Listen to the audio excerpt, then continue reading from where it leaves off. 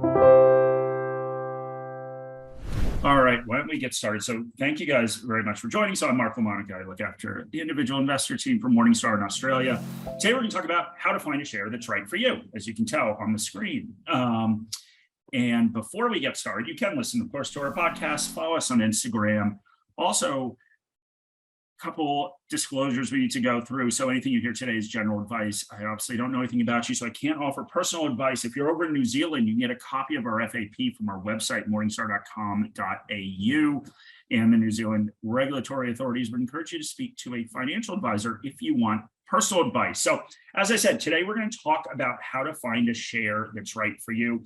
And I do think that this is a timely exercise to go through. So obviously we've seen a lot of volatility in markets, a little bit of a rebound last week, but yeah, not a great overall investing environment this year. And as humans, we obviously have an action bias and we feel like we need to do something. But one thing you can do that's very productive is to go back and think about the investments that fit not only your goals, but also your temperament, and try to come up with something that aligns with the way that you think about the world and think about markets. And it's important, and we'll tell you why today. So obviously shoot through any questions you have on the chat or the Q&A. That would be great. So let's get started. So one thing that's very important to remember with investing is we are constantly told that there is one way to invest.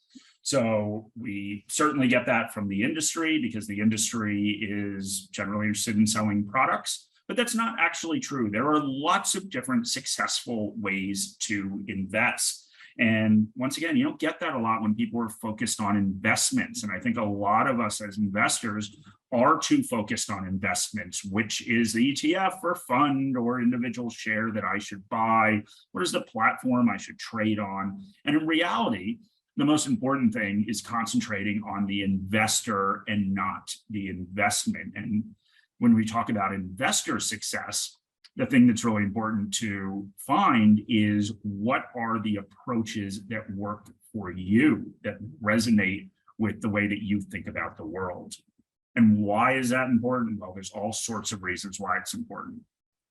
The most important thing is that if we look at investor success over time, we do need to be cognizant of the fact that it is our own mistakes that are most likely going to derail us from meeting our goals.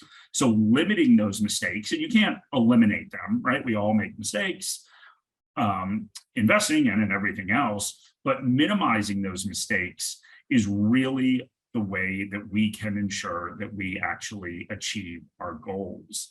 And we've talked before on these different webinars, and there's certainly been a lot of literature out there around how we are ingrained with biases that impact our ability to successfully invest.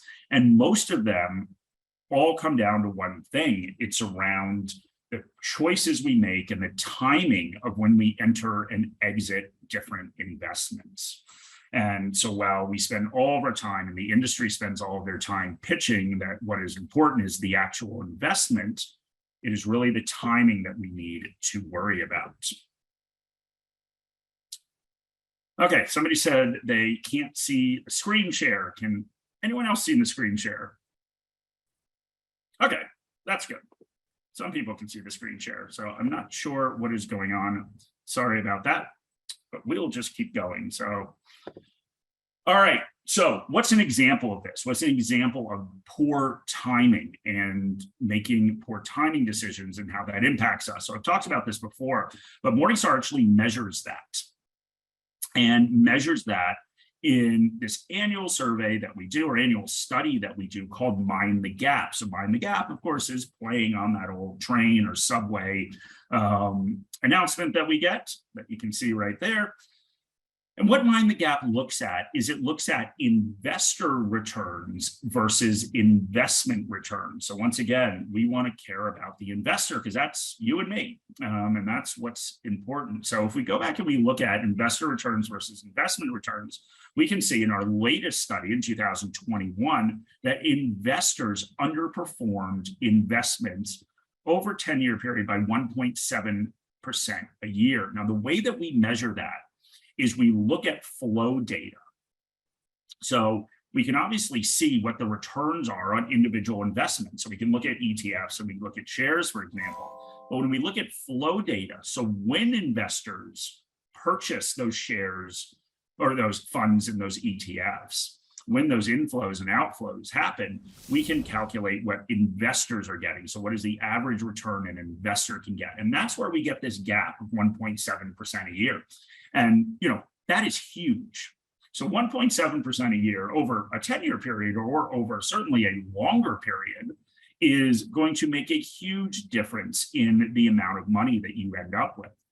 And we do worry about all these different things. I hear all these people concerned about how much they're paying for trade and fees, and all that's really important. But 1.7% is way bigger than anything you would pay in transaction costs and way bigger than the fees that you would pay on everything. So while it's important to minimize those, it's also really important to know that the shortfall that you are getting as an investor is from these poorly timed purchases and sales. And when does this happen? And when we've looked over time, when does this actually expand beyond 1.7%? It happens when there's a lot of volatility. So when the market is bouncing around a lot, we are more likely to make poor decisions. And that can come from chasing returns, of course. That can come from greed at the top of the market and fear certainly at the bottom of the market. But just remember, and every time you trade, think about this. Remember that timing decisions have a huge impact. Try to think, am I making this decision for the right reason? Is it aligned to my goals? Does it resonate with what I'm looking to do as an investor? And we'll talk a little bit more about that. But just that 1.7%, keep that in mind. That's a really big number.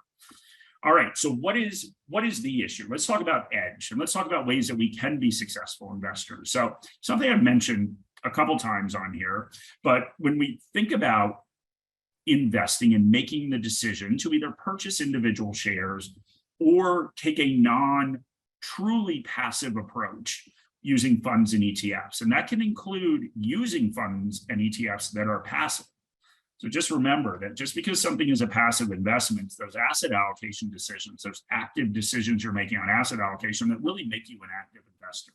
You're not just buying the market.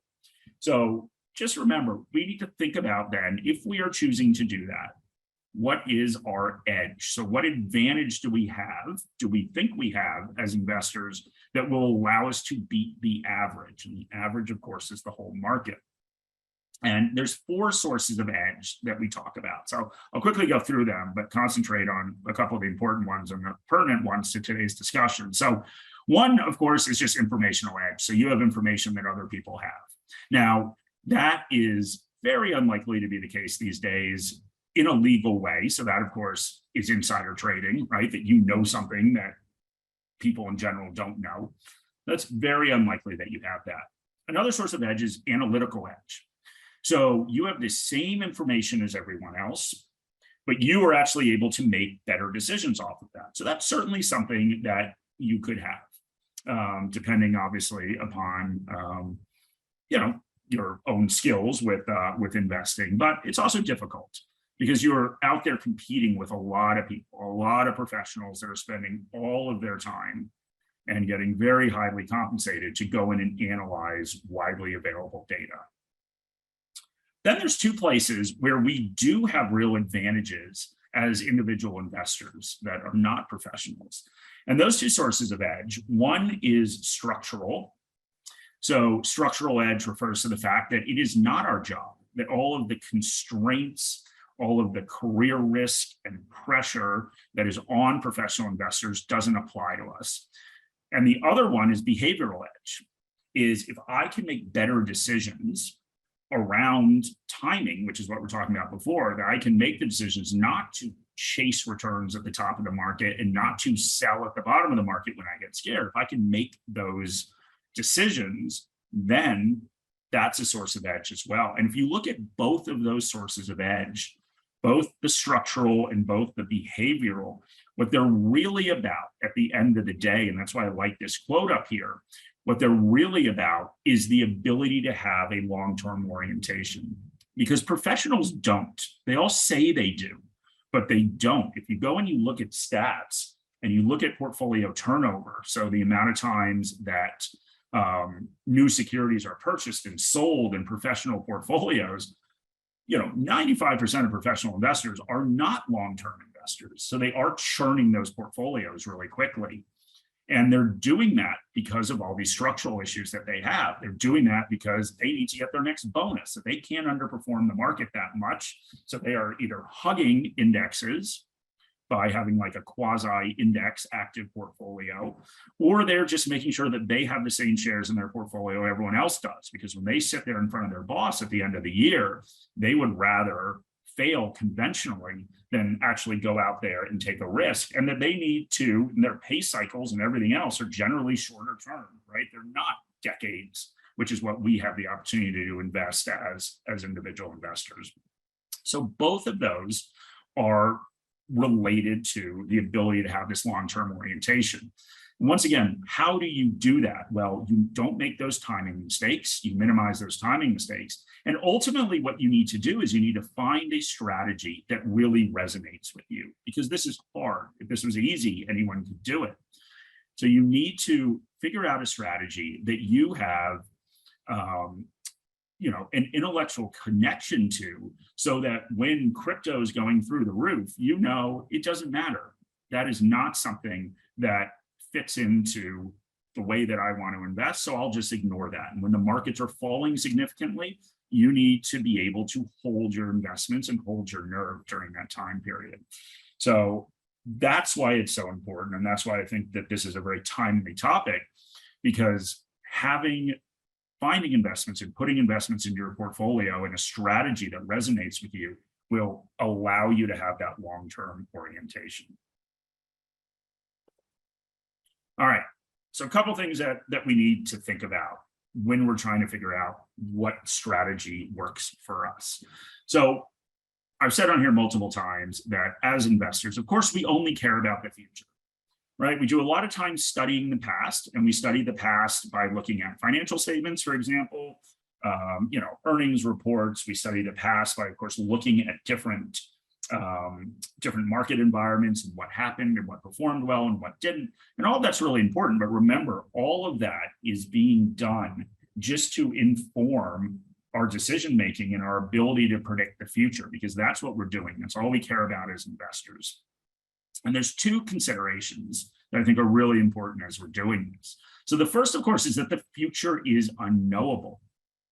So we do, of course, need to acknowledge that. I think we all intuitively know that, but we do need to acknowledge that we are, as investors, predicting the future. We're predicting an unknowable future. But we need to think about the range of possible outcomes by company, because they're not the same. So the wider the range of possible outcomes for a company, the wider the range of possible outcomes for the share price. So let's talk about what this means. If we look at, there's all sorts of different factors, and at Morningstar, we use something called the uncertainty factor to look at this, but there are all sorts of different factors that are specific to a company or a type of investing, if you're more of an ETF or fund investor. So all sorts of different factors that will basically inform the uncertainty of the future. So let's talk about a couple of these factors. One is the company size, right? So if I have Coca-Cola on one hand, and we'll use this as an example going all the way through, I have Coca-Cola, a giant multinational company, and I have a small biotech company that has not delivered a drug yet. They are still in the approval phase. And I compare that to Coca-Cola, they're very different. You get a lot of things with a large company. Number one, you get a company that is generally more financially stable. They have more access to capital. Because they're larger, they might have a larger product line. Coke sells all sorts of different stuff, water and orange juice and soda. You might have a wider geographic footprint.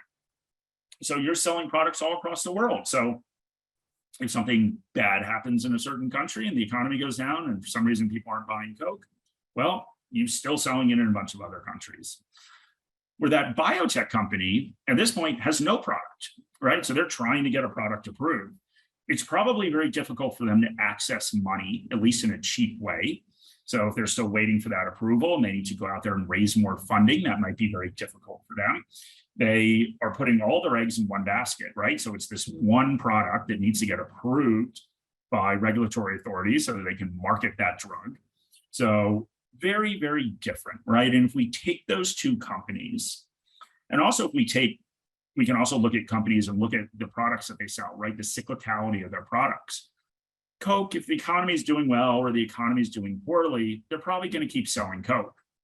Biotech is a little different. Yes, people still buy drugs, but there are certainly more cyclical products. So we're seeing this a lot right now, right? That as inflation has gone up, and we've especially seen this in the US, as inflation has gone up, a lot of these consumer discretionary products, so products you don't have to buy, they're not being bought, right? So we're seeing big sales drops there.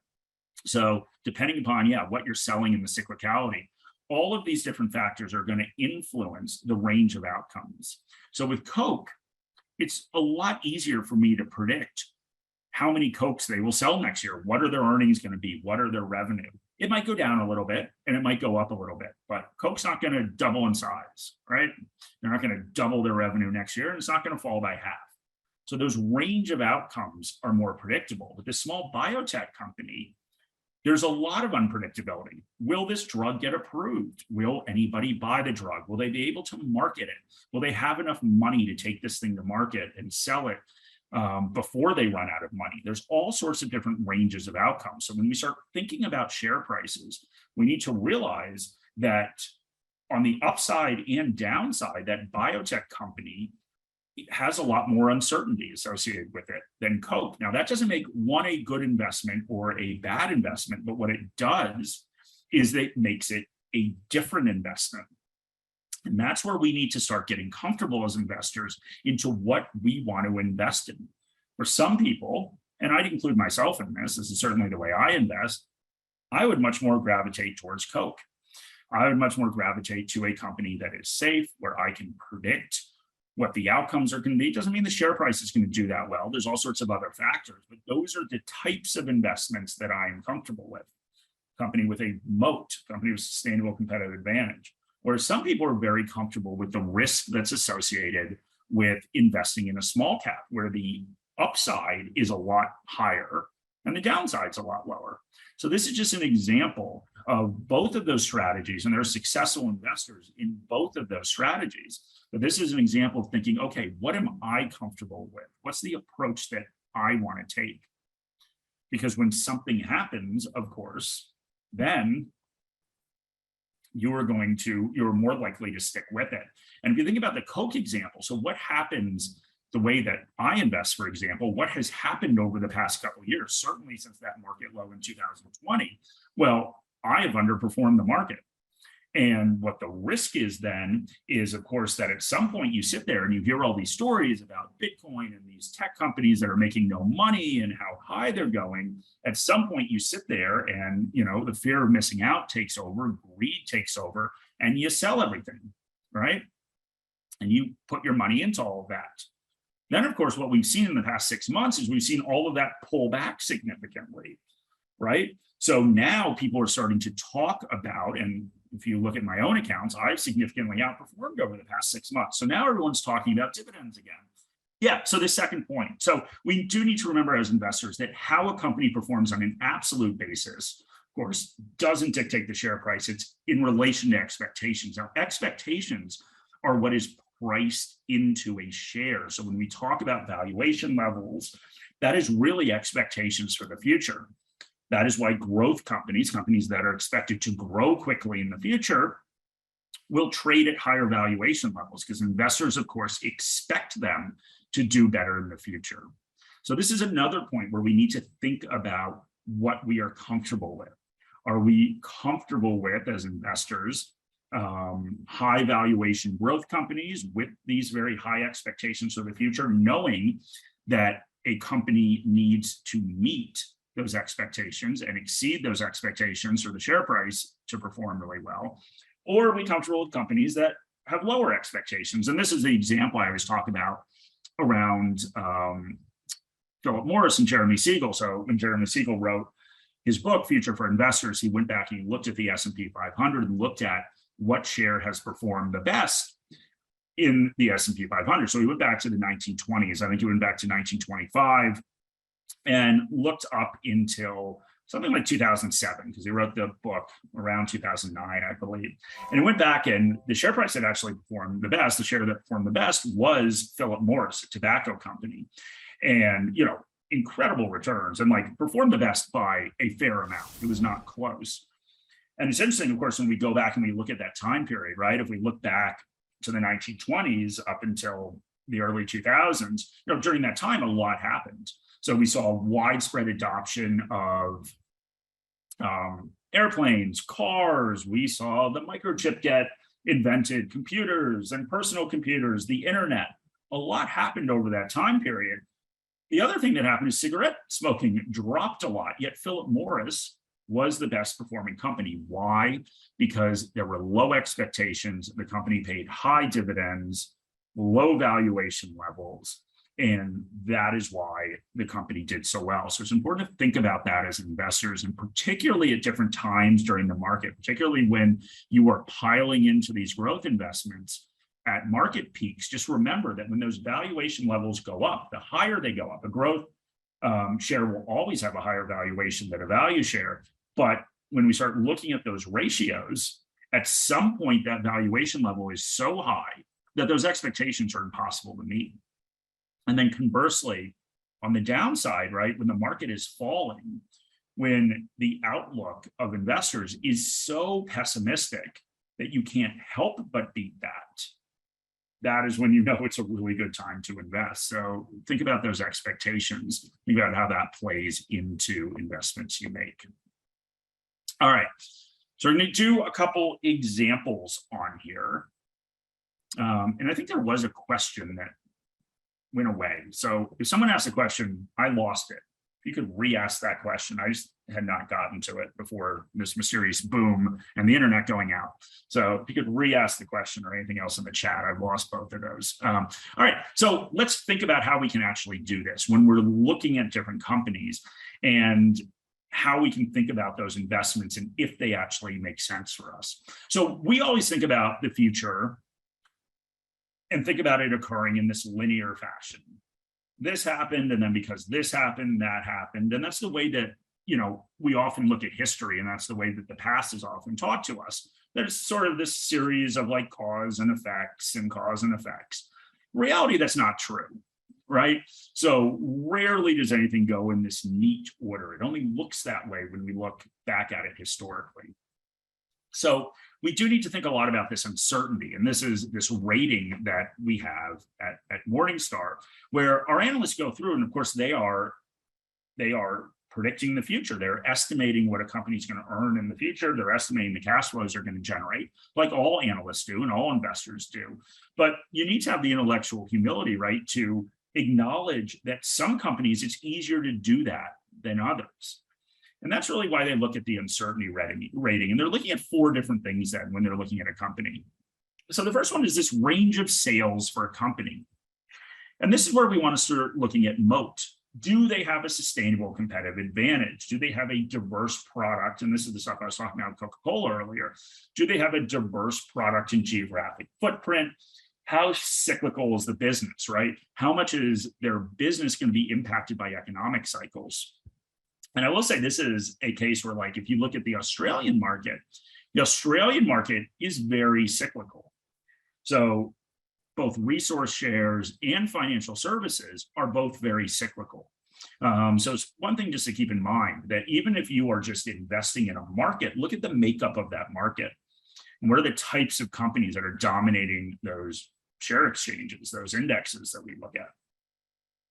The other thing is operating leverage. So operating leverage is basically looking at how scalable is a business at the end of the day. And why this is important is because as revenue goes up and down, are their costs going up and down, or they have a really high fixed cost that they need to maintain? So the example of this we often talk about is technology companies. Technology companies are extremely scalable, and that's why investors like them, Because, and this is obviously a little bit of an exaggeration, but, it's this notion that there are, 5 people sitting in a garage that can invent this product that then millions of people use. In reality, if we look at Microsoft, I think Microsoft is a really good example. Microsoft puts out a new version of Excel, and it's going to take a certain amount of people to do that. And I don't know how many it is, but let's say it takes 50 engineers to put out a new version of Excel. Well, if they sell that to hundreds of millions of people around the world, that's pretty scalable. If they sell it to 1 billion people, is it going to take more engineers to do that? No, of course not. So that just shows the scalability of a lot of these businesses. And software in particular just is so scalable because it takes the same effort, of course, to create something where you can sell it to 1 million people or you can sell it to 1 billion people. And so think about how scalable a business is. It means businesses like that, when we're starting to sit there and look at these possible outcomes, that if sales dip a little bit, yeah, it's not great, but just remember, it's not the same as a company that is really high fixed cost. And really high fixed costs means they have a lot of assets. So if sales drop very quickly, they could start losing money. Financial leverage, of course, is important. The more in debt a company is, the higher the levels of leverage that they've taken out, the more money they've borrowed, the more uncertain that future is. And we saw this during COVID, right? COVID's a perfect example. If we go back to 2020, COVID's a perfect example of something that was completely unpredictable. Nobody predicted that that was going to happen, except maybe Bill Gates. But nobody predicted it was going to happen. And if we look just at the airlines in Australia, we can see Qantas and Virgin Australia. We can see the impact of leverage, right? Qantas went into a situation that nobody forecast, that literally their business goes to zero, that nobody would fly. They went into that in pretty good financial shape. So they were able to raise more money. They were able to weather the disruption to their business. Virgin went into it in poor financial shape. They borrowed a bunch of money. And so they went out of business. All right. So that's just an example of how financial leverage, of course, in this unknowable future does, of course, increase the uncertainty. And then event-driven risk.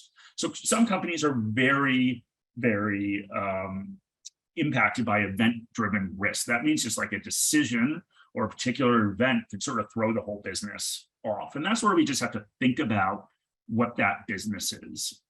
And an example of this was that biotech company that I was talking about, right? So if they're trying to get this approved by the health authorities, actually sell this drug, that is an event, right? That event is going to have a huge impact on their company. And as an investor, then what are we trying to do? Well, we're trying to assess the probability of that event turning out in whatever manner it turns out.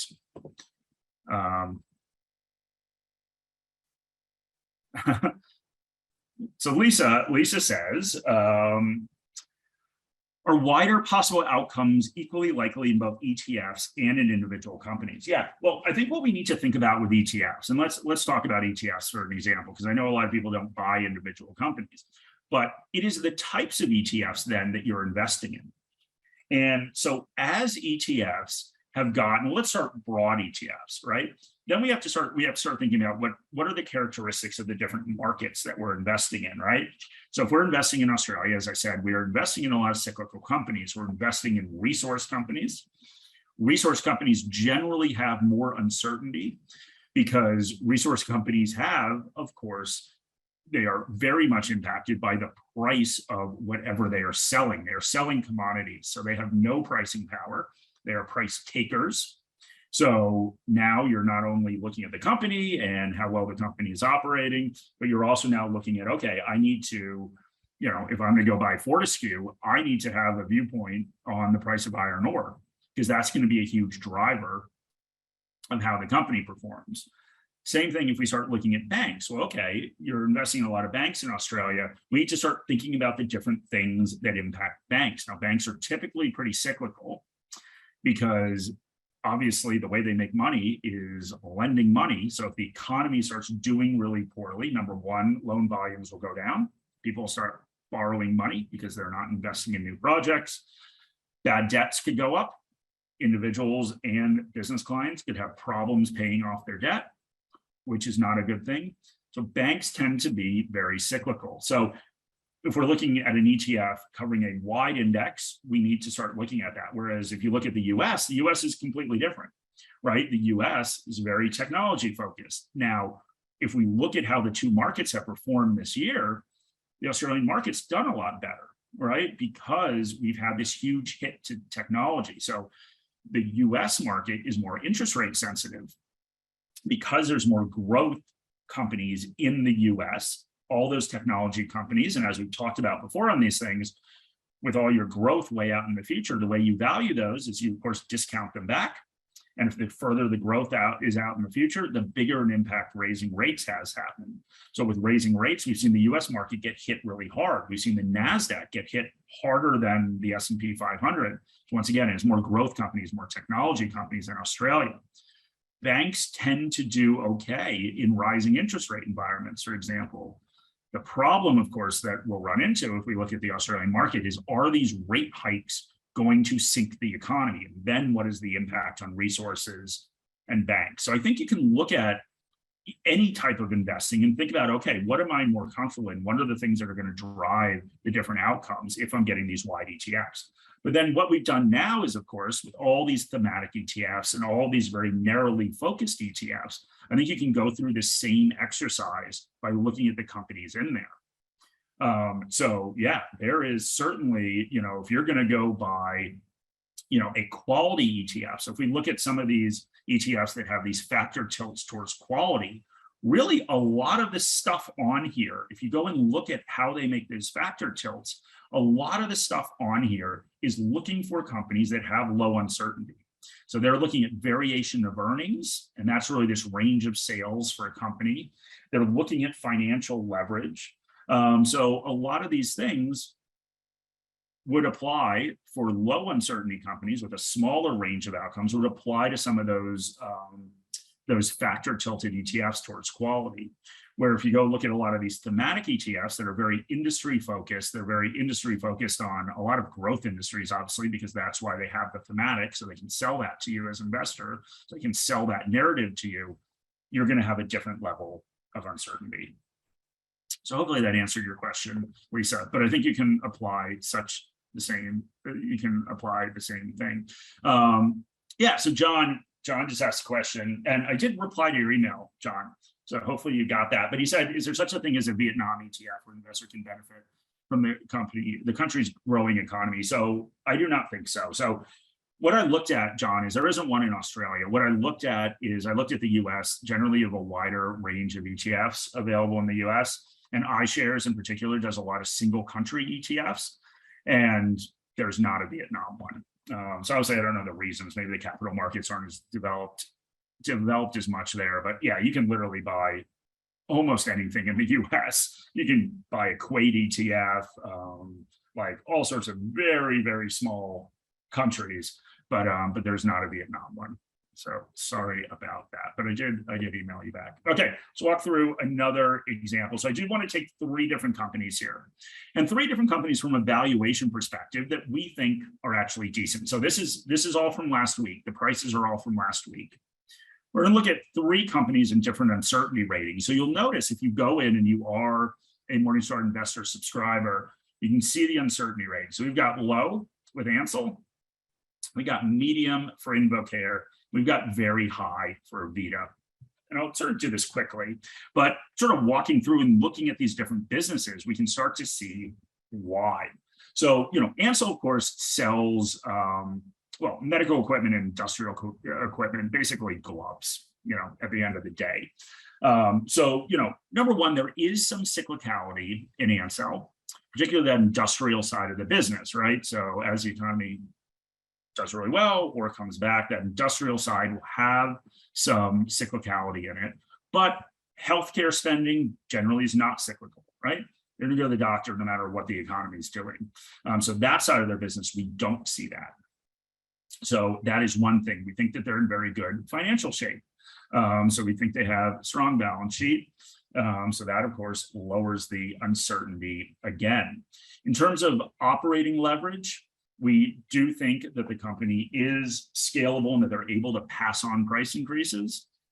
So as those input prices go up, into basically the rubber gloves, the latex gloves that they're manufacturing and selling. We do think that they can pass those along. They've shown a history of being able to pass on those price increases. I think that gives them some operating leverage. So that's really why we have a low uncertainty. Invocare, so Invocare, of course, is a company that runs funeral homes. So over the long term, death rates are very predictable, right? When you start thinking of those different sales outcomes, the death rates are very predictable. While there can be some fluctuations, and there was a fluctuation during COVID, where death rates actually went down. Pretty good predictability there. The one problem with Invocare, we do think they have a pretty strong balance sheet as well, so not a financial leverage problem. The one problem, of course, with Invocare is they have not a lot of operating leverage. So, a funeral home, of course, and we got this during COVID with them, right? When funerals were limited or completely banned, you built this funeral home. At the end of the day, it's very difficult as demand goes up and down. It's very difficult to sort of scale back those costs. So you have sort of high fixed costs that once you, of course, create a funeral home, you have to pump a lot of funerals through that and to break even and then start making money. And then, of course, Avita. So Avita's come up with a new burn treatment that kind of replaces the skin graft, which apparently is a lot better. I don't think anyone wants to get a skin graft, but there's a lot that needs to happen for Avita. So number one, they do have, of course, patents on this new technology. Some of them are expiring. They're trying to extend them. It is significantly more expensive, their treatment, than traditional burn treatments. So the question is, will they catch on? There are a lot of competitors that also have new burn treatments out there. And so it's unclear what's actually going to be picked up and widely adopted by the medical community. The other thing is, of course, they are a very small company. They've got one product. So there's just a lot of uncertainty related to Avita. So what does all of this mean when it comes to our analyst ratings? Well, what it means is the way that we need to respond to uncertainty is, one, figure out where we're more comfortable investing, but also realize that we need to take a larger margin of safety when we're investing in high uncertainty companies, because those ranges of outcomes are so different. So what does that mean? We need a bigger buffer between what we think a company is worth and what we're willing to pay for it. Of course, that's the concept of margin of safety. And in Morningstar, you can see that if you look at these different things, you can see on these little, I don't remember what they call these things, the valuation pill or something like that. You can see we have the different valuation levels represented by colors. And you can see that things are much more narrow in here on Ansel than Avita. Now, why is that? Because the uncertainty rating automatically applies a bigger margin of safety with our star ratings, depending upon how high it is. So the higher it is, the bigger the margin of safety. The bigger margin of safety it would take to get to a 5-star rating versus low uncertainty. Well, then all of a sudden that margin of safety is a lot smaller. So you can see to get to that 5-star rating is not as much. So hopefully that makes sense. Yep, so the anonymous attendee is saying about Avita, yeah, fair value has changed a lot. Yep. Yes, so Peter, this is, so these are all screenshots that I took from actual Morningstar investor. So Peter is asking if this Ansel to Avita information format is available with a Morningstar subscription. It is. So if you want to take a trial, you can, take a trial and check that out. All right, let's go through a couple conclusions. Then we have a couple more questions. So yeah, I just basically wrote out on this slide what I just talked through. So you can sort of sit there and look at, as we look at those different categories, why our analysts have rated the uncertainty level where they did based on these 3 companies. So you can see, where our analyst ratings came from, and that's all, of course, comes from the analyst report. But I didn't want to go through a couple sort of final points. So, number one, so what are the takeaways when we start thinking about what kind of investments make sense for us? First thing is goals. and figuring out your goals. So, one of the things that I often hear when I talk about goals, and, we do a lot of webinars on goals, we have a lot of information and podcasts on goals, but I think it's really important to go through and actually define your goals, because a lot of people tell me they don't need to do this. Their goal is to have the most money possible. And whether that is actually your goal or not, and I don't think any of us are realistically going to sit there and say that we want less money. But the reason that's a really poor approach to take in an investing standpoint is because what sort of decisions does that drive, right? It basically drives this very flexible decision making where you are always going to try to find the thing that can make the most money. So somebody's sitting there pitching Bitcoin to you, and you'll say, okay, well, I guess I could make a lot of money with Bitcoin. I'll go invest in Bitcoin. And then right now they're sitting saying, okay, the market might go down. You really need to sell your Bitcoin and invest in a dividend paying stock that's a little bit safer. So of course you do that. So you're always chasing these investments. You're always chasing performance. And it's a really poor way to invest. That's why we get that gap. So instead, define your goal, calculate your required rate of return, and figure out maybe what you need to achieve. Well, not maybe, figure out what you need to achieve your goal, and then go about and find investments that are actually going to help you achieve that. So depending upon how high that return you need, obviously within reason, figure out investments that will actually hopefully get you there, and think about your asset allocation. The other thing, of course, I just talked about, the greater uncertainty about a company. Remember this, the greater uncertainty, the larger margin of safety you need. Now, we've seen very opposite things happen. We certainly saw them play out in this kind of post-COVID market drop, whatever we want to call it, bubble that occurred, where the riskier the company, the higher the valuation level. Now, that doesn't make any sense, right? Like, because we want a higher margin of safety. So when you're going out there and you're buying these technology companies that don't make any money, they're not cash flow positive. We've seen it with all the buy now, pay later companies. People, instead of having a bigger margin of safety for this very wide range of possible outcomes, instead the valuation levels went far beyond anything that, far beyond what we're paying for other companies. And now we've seen the impact of that. So just remember, with that uncertainty, you want a bigger margin of safety. Once again, the whole point of today, so depending upon your temperament, remember that's important, your goals, the stage of life you're in, there could be different investment strategies and types of securities that are more appropriate and more aligned with you. And that's okay, right? And we don't ever get that, right? We don't get that from the industry. They're just releasing products and trying to sell them to you. They don't know anything about you. They don't know what you're trying to achieve. They don't know the types of investments that you have an intellectual alignment with. They're just flogging products. And we got to be very careful, right? Because we're going to constantly get in that sales cycle where they're talking about how great something is. Well, it may not be great for you. And that's okay, right? It might work for someone else, but it doesn't work for you. And then the other thing is, once we've defined our comfort zone, once we figured out what are the types of investments, and I was actually, when I was at the ASA conference last week, somebody called me boring and said that, I think he listened to our podcast and said that, listened to our podcast and he liked it, but that, my investment approach was really boring. And that's fine. Like, he can have a very different one, but just remember, figure out what is in your comfort zone. For me, it is generally larger dividend paying companies that I can compound, one, growth in income, but also just compound returns over decades. That's what I want to do, right? I don't want to chase all this new stuff. And that's just me.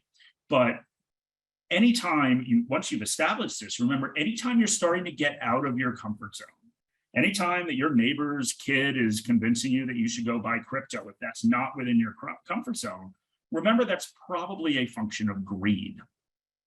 And, we don't like to attribute greed to us, but we can say greed, we can see fear of missing out, that just when you're deviating outside of that comfort zone, it could be a signal that it's way too late in whatever you're investing, right? Because that greed will only happen when there's been outsized returns, right? So the people that were piling into Bitcoin when it was $60,000, well, they're probably doing that from greed. They're not the true believers that were investing when it was $10,000 and thought that this was an opportunity to change sort of payments or whatever else they were thinking. But just remember that that's often a function that you are too late. So just something that's important to remember. All right, so we've got a couple questions. So Ronald says, what's the difference between capital allocation listed as exemplary to standard? And is there a lower rating? There is a lower rating, so it's actually poor. So let's talk about capital allocation for a second. So capital allocation refers to what decisions management makes with ultimately your capital if you are an investor. So capital allocation decisions. So at the end of the day, management can decide to take money that's raised or cash flow generated by a company, and they can do all sorts of things. They can invest it in the business, right? So they can hire new employees, they can expand, they can build a new factory, depending upon the type of business it is. They can, of course, pay off debt. So they can go in there and deleverage that company, lower that financial risk. They can give it back to us in dividends and share buybacks and all of that. They can just pay themselves a lot more. They can make all sorts of different decisions with that capital. So our analysts go in there and look at what are the decisions they make, and that's what that capital allocation rating is. So hopefully that helped, Ronald. So Joel says, were your earlier comments on how timing matters more around market/sector allocations, or how much you should be in cash with elevated risks at the moment? Do you have any thoughts on a rule of thumb for cash allocations? Yeah. So, what I think about from a cash perspective, I think there's two different ways. There's certainly a strategic asset allocation with cash. So what that means is, okay, for instance, you could say that I am going to retire in 10 years and I want to lower the volatility of my portfolio. So one easy way to do that is cash. Right? So cash has no volatility. It's not going to bounce around in price. So the more cash I have in my portfolio, the less my portfolio will bounce around.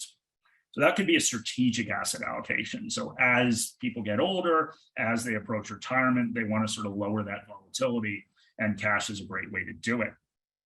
The other thing that I would say around cash is there can also be a tactical asset allocation around cash, saying, hey, I don't think now's a great time to invest. I'm not going to sell anything. And this is kind of what I've done. I'm not going to sell anything, but I'm also not going to go out and buy stuff. So I'm going to build up some cash. I'm going to build it up from income that's generated in my portfolio. I'm going to build it up from savings that have gone in. What I'll be careful about is that this is, and while I did say I'm doing this, I'll maybe justify it. I'd be careful because this is market timing.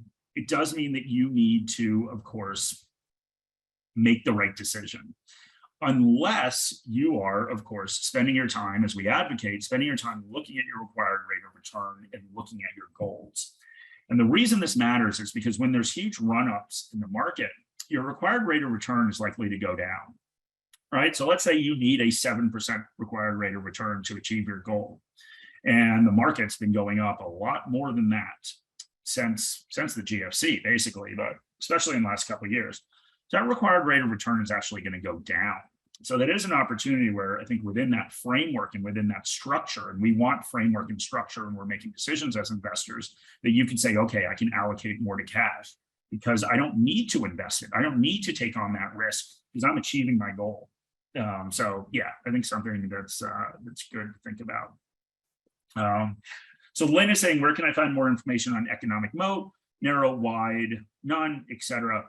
Yeah, just email me. So you can email me at mark.lamonica1@morningstar.com, and I will get back to you, and I can send you a bunch of information, send you some previous webinars and videos that we've done, if you would like to do that, Lynn. Okay, so we've got some stuff. So Napesh is asking which one of these companies you will buy. I actually own InvoCare. Once again, do not do what I do. That's not a recommendation, but of those companies, I do own InvoCare. I don't own the other ones. Frankly, I would not buy Avita. And once again, this is just me. One of the approaches I take with investing is, and I know this makes me sound like an old man, but I only buy companies that pay dividends. So it's just my investment approach. Doesn't make it right or wrong. It's just what I'm comfortable with. So I would not buy Avita. So Sunil says, is it possible to have a recording of the webinar? Yeah, we'll have a recording. It'll go up on YouTube. So you can email me and I'll send you that recording. You probably won't have it till tomorrow. Mary says she likes boring. So I guess that's good. Phil says, I wish I could change my enthusiasm into patience. That's a good one. No, Andrew said I made an insightful point, so that's good.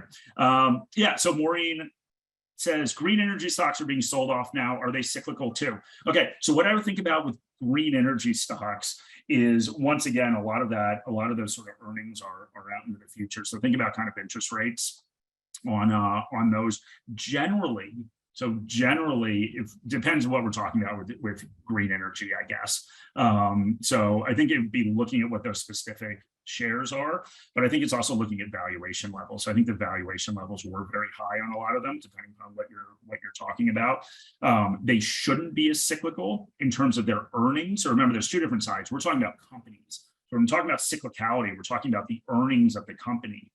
But the share price can still bounce around a lot, but it's me trying to concentrate on the company, not the share price, because the valuation levels can rise and shrink on all of those as well. All right, so I think I'm going to call this quits. I'll be back on Thursday doing another one of these from a different part of Thailand, which is exciting. I'll be at the beach. It's exciting for me because I hear it's very cold in Sydney. But anyway, hope everyone has a good day. So please just email me at mark.lamonica1@morningstar.com. So I think Emily's typing that answer. So Peter, that's at mark.lamonica, LAMONICA1@morningstar.com. It's in the invite. So anyway, thank you guys very much. And yeah, looking forward to getting your emails.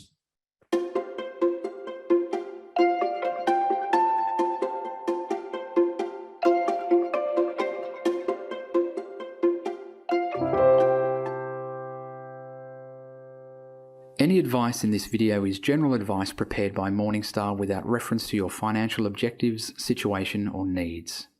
You should consider the advice in light of these matters and any relevant product disclosure statement before making any decision to invest.